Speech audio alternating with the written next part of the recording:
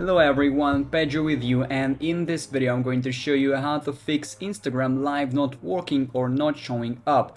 So basically it is very quick and easy. I'll show you how to do that, but you need to watch this video till the end so you won't miss any important steps. So first of all, go to Instagram, and here in our profile click on the plus button in the top right corner, and here you must see the live option. So basically if you don't see the live option like me here, you should follow the steps.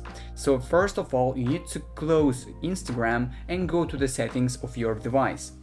Then scroll down a little bit until you will find General just right here, and click on iPhone storage.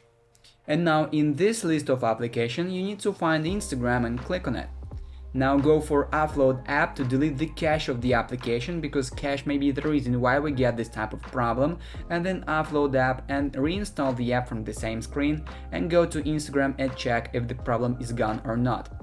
The next solution I have for you is you need to check your internet connection, because more often live option not showing up because of poor internet connection. So go to the settings and turn on airplane mode and turn it off, and go and check if the problem is gone or not. And the last step I'll suggest you to do is you need to go to the App Store and check and go and search for Instagram.